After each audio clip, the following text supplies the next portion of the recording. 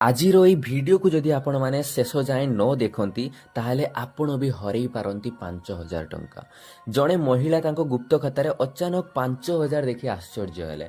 आउ एही पैसा मिली सुभद्रा योजना तृतीय किस्ती रूपे, किंतु प्रश्न होउची आपणको खाता को एही टंका आसीबो कि आउ जदि आसी नाही तेबे काहींकी केउ दिन पैसा आसीबो, केउ माने ऑफिशियल भाबे छाड़ी दिया गले एवं केउ माने नुआ आवेदन करि परिबे। जो मानकर एबे एबे हाली रे 21 वर्ष पूर्ण हेइची से माने आवेदन केमिति करिवे संपूर्ण डिटेल्स रे एही वीडियो रे म आपण मानकु कहिबी। एही बळी हम ओडिशा सरकार द्वारा संपूर्ण इन्फॉर्मेशन न्यूज पाइबा पई एही चैनल को सब्सक्राइब करी कि बेल आइकन को ऑल को सिलेक्ट करी तो ऑल सिलेक्ट करिना परे आम वीडियो रो मेसेज बा नोटिफिकेशन आपण मानको पाखकु सर्वप्रथमे जीवो आ आपण माने सर्वप्रथमे आम वीडियो को देखिकी संपूर्ण डिटेल्स जानी परिवे। ओडिशा सरकार घोषणा करिछि जे 2025 रो अगस्त 9 तारिख रे जेउ दिन रक्षा बंधन सेही दिन सुभद्रा योजना तृतीय किस्ती 5,000 टंका सीधा लाभार्थी को बैंक खाता रे जीवो।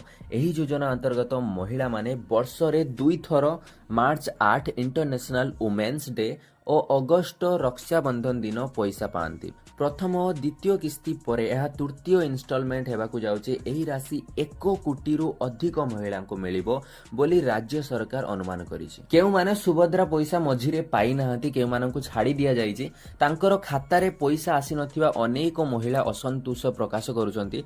तदनुसार सरकार कहिछि प्राय 2 लाख महिला को विलंब रे छाड़ी दिया जाइछि, कारण से माने आईटी रिटर्न फाइल करिसंती, जमी बेसी अछि, चाकरी करूचंती किंबा व्यापार करूचंती।